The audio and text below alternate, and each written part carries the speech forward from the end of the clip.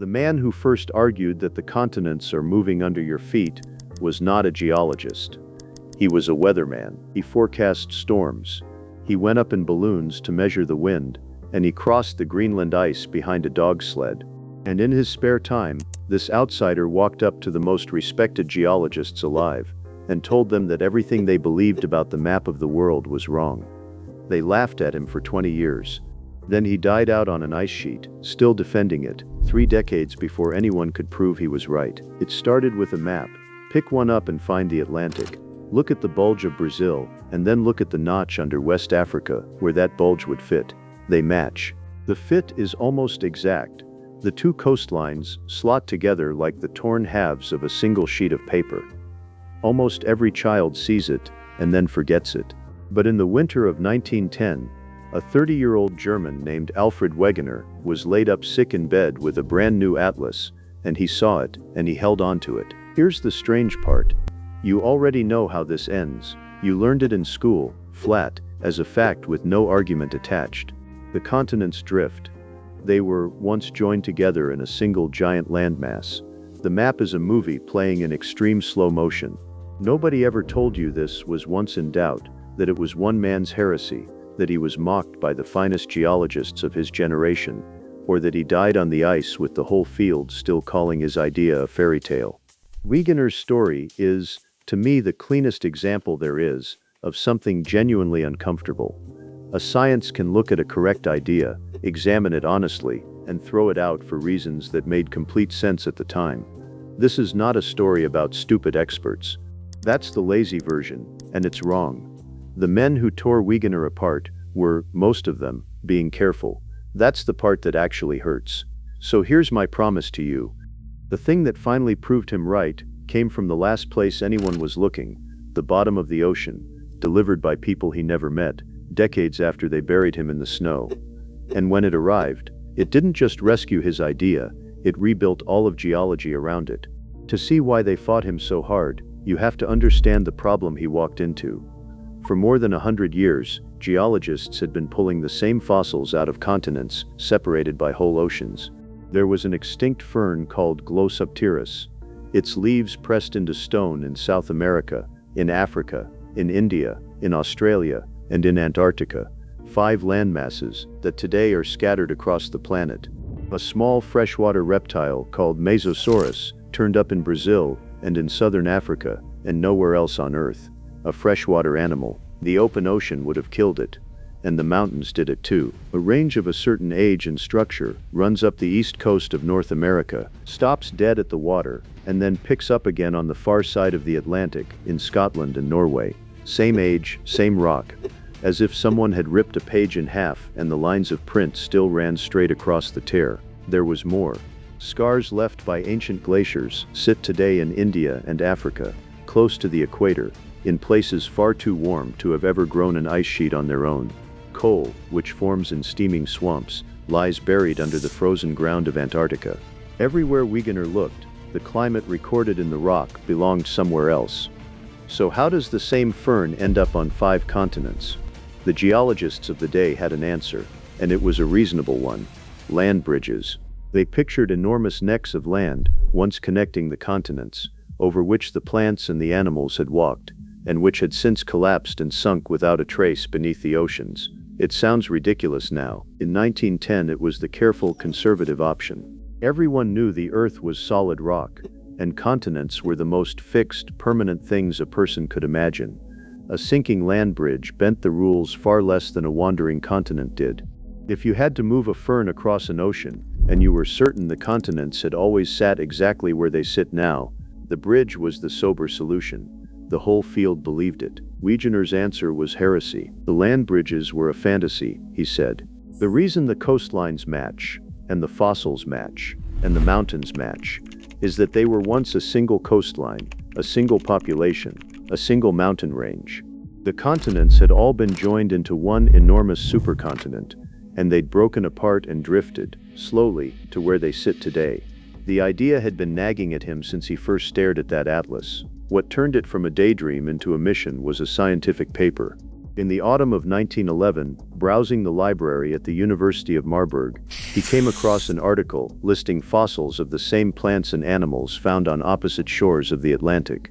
That was the moment it stopped being a coincidence he'd noticed and became a case he had to make. He said it out loud for the first time on the 6th of January, 1912, in a lecture to a geological society in Frankfurt. He laid it out in full in a book in 1915, and in a later edition he gave that lost supercontinent the name we still use, Pangaea, Greek for all the land. The reaction was close to total rejection. It came to a head in 1926, in New York, at a special meeting of the American Association of Petroleum Geologists, called more or less to put the drift idea on trial. Wegener's theory was there on the table, and one after another, the leading men of American and British geology took it apart. They attacked the evidence, they mocked the man, and underneath the ridicule sat one objection that was genuinely, maddeningly strong, and Wegener struggled to answer it. What force, they demanded, could possibly shove a continent through solid rock? Because the ocean floor is rock, hard rock, and a continent is rock, and you're asking us to believe the second one plows through the first like a ship through water. Show us the engine.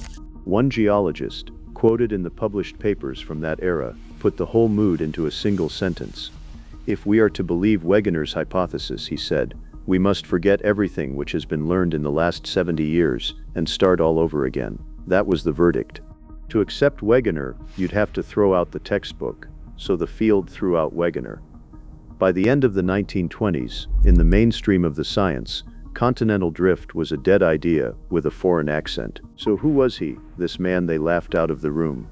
Alfred Wegener was by training an astronomer.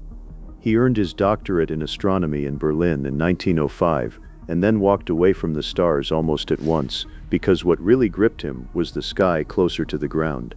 He became a meteorologist, back when meteorology was a young and slightly disreputable science. In 1906, he and his brother Kurt climbed into a gas balloon and stayed aloft for 52 hours straight, setting a world record and using the flight to track the movement of air. He joined expedition after expedition onto the Greenland ice, hauling instruments across the White to measure a part of the planet almost nobody had measured. Now line that up against the fight he'd picked. He was proposing to rewrite the history of the continents, and he was a weatherman. He held no chair in geology. He had no standing in the field he was trying to overturn, and his critics said so, openly, and used it against him. Who is this balloonist to tell us how the Earth is built? And honestly, I get the reflex. What gets under my skin is how readily they let the man's job title do the arguing for them, because the case he'd built was formidable. It was the strongest anyone had ever assembled. That was Wegener's real gift. An outsider is free of one discipline's assumptions, so he did something the specialist never had. He pulled the evidence together across every field at once: the shape of the coastlines, the matching fossils, plant and animal, the mountain ranges that lined up across an ocean, the glacier scars in the tropics and the coal under the ice, all of it snapping into place the moment you allowed the continents to have once been somewhere else. Any one of those clues alone was arguable.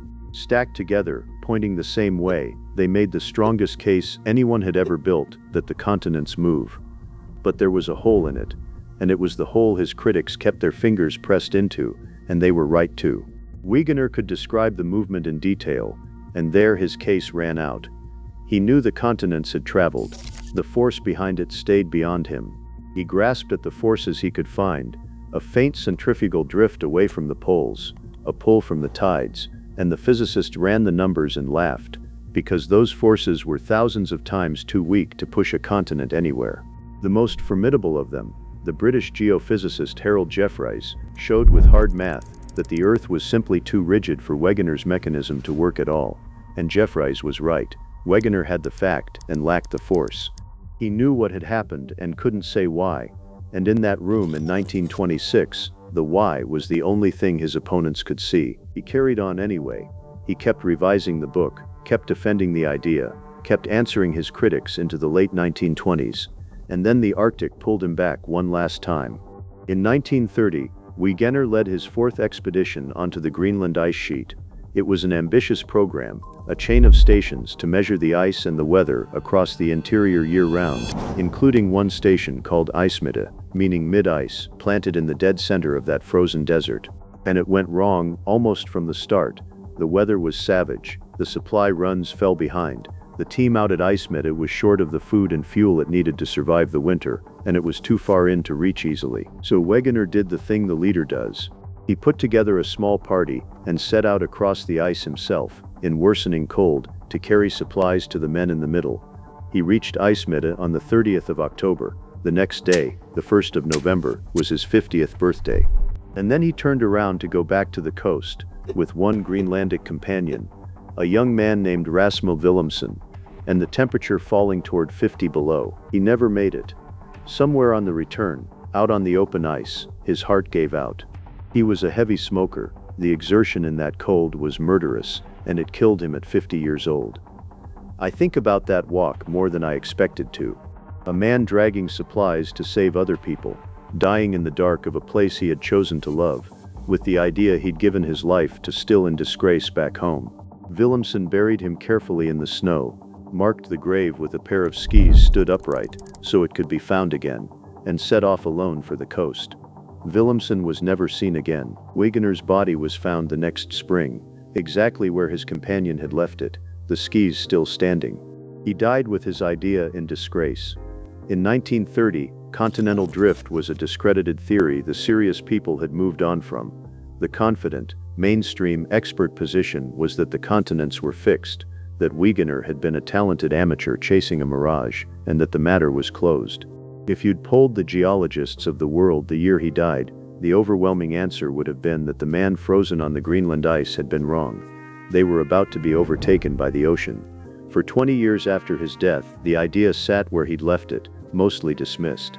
The first crack came in the 1950s, from magnetism. When rock forms, it freezes in the direction of the Earth's magnetic field, like a compass needle set in stone. Scientists measuring old rocks found that the compass pointed to different norths in different eras, and the only clean way to explain it was that the continents themselves had wandered. It was Wegener's conclusion, arriving from a direction he'd never worked. And then, through the early 1960s, the rest of the proof arrived from the one place nobody had thought to watch, the seafloor itself. For the first time, people were mapping the deep ocean bottom in detail, and it was nothing like the flat, dead plain everyone had assumed. A geologist named Marie Tharp, plotting soundings by hand because she was barred from the research ship for being a woman, traced an enormous mountain range running down the middle of the Atlantic, with a deep valley split along its crest, a seam circling the whole planet. An American geologist named Harry Hess proposed what that seam actually was. The ocean floor, he argued, is splitting apart along those ridges. Hot rock rises from below, hardens into fresh seafloor, and shoves the older floor outward to either side. The ocean floor is a conveyor belt, and it's carrying the continents along on its back. Then came the clincher, and it was beautiful. As new seafloor forms at the ridge and cools, it locks in the direction of the magnetic field, which flips north to south every so often across geological time. So the spreading floor keeps a record. In 1963, two researchers, Fred Vine and Drummond Matthews, found that record. Magnetic stripes running parallel to the ridge, mirror image on both sides, like matching barcodes reading outward from the seam. It was the seafloor spreading, written into the rock, exactly as Hess had said. Here at last was Wegener's missing engine. The continents ride on the Earth's own interior, welling up and hauling the plates apart. Within a few years it had a name, plate tectonics, and it swept the field. The idea laughed out of that New York room was suddenly the thing that explained everything. Why earthquakes cluster where they do. Why volcanoes line up where they line up. How mountains get thrown skyward. Why the ocean floor is young and the continents are ancient. Every one of those had been a separate puzzle, and now they were one machine, and the machine ran on exactly the motion a sick weatherman had described from his bed in 1910. Here's the part I find hard to get over. The evidence that saved him rose out of the very ocean he had wrongly pictured the continents plowing through. The one place he never looked is the place that proved him right, and he had no hand in it. He'd been dead for 30 years. Strangers on research ships, dragging instruments across water he never studied, found the answer he couldn't, and handed it to a man who was decades in the ground. By the end of the 1960s, plate tectonics was the consensus of the whole earth sciences. Today it's the bedrock of the entire field, the first thing you learn, the frame everything else hangs from. We can now measure the drift directly, with satellites, and the continents are moving at about an inch a year, roughly the speed your fingernails grow. The slow crawl Wegener swore was real when every expert in the world told him it was impossible. I want to be honest about what that vindication did and didn't fix. Wegener was genuinely wrong about the mechanism, and completely so. His critics who said his forces couldn't work were right, and Harold Jeffreys was right, and no later triumph erases that. Others had noticed the coastlines fit centuries before him, so he wasn't even first to the clue everyone remembers. His real contribution was the mountain of cross-disciplinary evidence he stacked behind it, and his sense of how fast the continents move was wildly too high. On the details, the man got plenty wrong. But the thing that stays with me is the timing, and there's no soft way to say it. He was dead for 30 years before the ocean floor proved his central idea. He died on the ice believing he was right, with no way to know whether the world would ever agree. He got no phone call, no prize, no moment where the room that laughed at him stood up and admitted it. Most of the men who ridiculed him were gone too by the time the evidence became undeniable, so the apology never really happened. The idea won its argument 30 years after the one man who needed to hear it had frozen into the Greenland ice. So does being right early even help you? Cautiously, honestly, not always, and it didn't help him. When you're right before the tools exist to prove it, from the inside it feels exactly like being wrong. You pay the full price of the mistake, and the credit for the truth goes to whoever comes along later. That was the deal Wegener got. And yet, the deeper lesson I take from this isn't about the man being crushed. It's about what finally moved. Wegener's part was smaller than the legend makes it. He saw the continents moving before anyone had built the instruments that could hear them. And then the earth finished the argument on its own, patiently, from the bottom of the sea, once people learned where to listen. The truth had been sitting in the rocks the whole time, waiting for someone to find it. He's still up there, by the way. Alfred Wegener's body remains on the Greenland ice, right where it fell. Over the decades, the snow has buried it deeper, and the ice sheet it rests in is slowly flowing, carrying him with it, a few inches a year. The ground under your feet is doing the same thing right now, at the same crawl, the drift he was mocked for and died defending. He was moving the whole time. So was everyone who laughed at him. There are far more of these buried people than you'd ever guess. The ones who saw something true before the world had built the tools to look at it. If that's the kind of story you want more of, subscribe, and I'll keep digging them up and bringing them to you.